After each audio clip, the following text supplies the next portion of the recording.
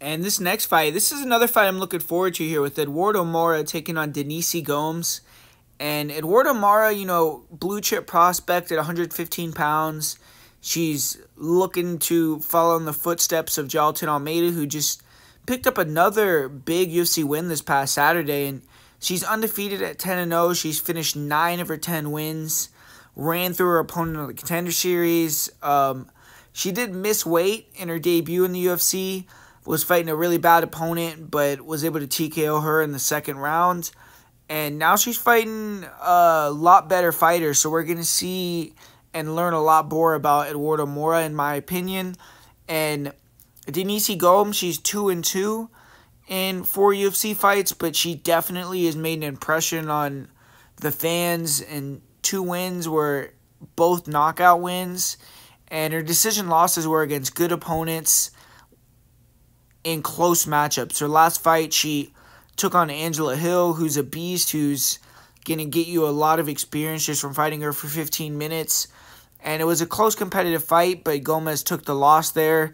Still really young at 24 years old, so she's growing every fight. And she's already beaten another big prospect in Yasmin Hargway, so it isn't like she's a stranger to this spot. She's going to be looking to pull the upset here. And it's pretty obvious what both these girls are going to want to do and how this fight is going to want to play out in their minds. I mean, for Denise Gomes, she's going to want to test that chin, in my opinion. Keep it standing. Look to make it ugly. Walk down Moura with that Muay Thai and then throw those big bombs. And Gomes has power. She's knocked out both of her wins in the UFC, and she's shown that she's willing to sit down there and brawl with you. And she has good Muay Thai. She actually has decent trips and takedowns as well. And I feel like she's going to put up a lot more resistance in terms of Moura might be able to take her down, take her back. But Denise Gomes, even if she gets taken down, on top of the little takedown offense that she has, her grappling isn't bad either. She's able to kind of attack off her back. When she gets her back taken or gets put in disadvantageous positions, she could reverse, get on top. And if she can make it difficult enough for Moura, then we're going to definitely learn about Eduarda Moura's cardio, if she can go 3 full rounds. One thing that people are giving her a lot of flack for, which I think is a little bit misguided, is that split decision to Aline Sotomayor. I mean, Aline, yeah, you could say she was 12-14, but what was Moura at that point, like 3-0?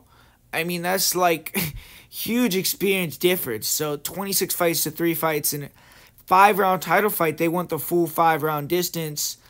I think that's good experience. I think split decision win, that's a good building block for Moura.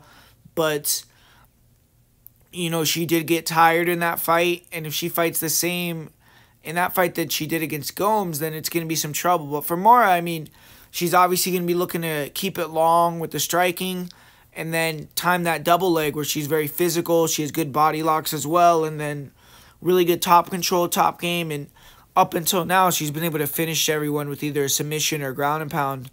With Denise, I feel like she's not going to have a big finishing threat. Obviously she could get Denise down when they're both dry and tap her out real quick, but I think Gomes is going to push her for 15 minutes.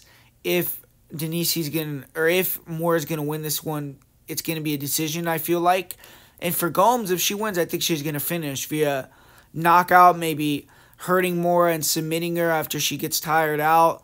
So we're going to find out about Moura here. Is Moura going to be someone like, who's the girl that Amanda Hebos fought? The other Brazilian, can't remember her name right now, but that gas is out. She just fought Angela Hill too, but that's bothered me, but I can't remember her name right now. But her or, some of these other girls where it's like they come in hyped, they got all these finishes, and then they kind of die after that first round. So if that happens here, Denise Gomes is definitely going to take advantage and get the finish, I feel like. But I'm going to lean towards Moura. I feel like she's going to squeak the decision. She might lose the 3rd round. It might look sloppy, but I think she'll win via decision in a tough fight.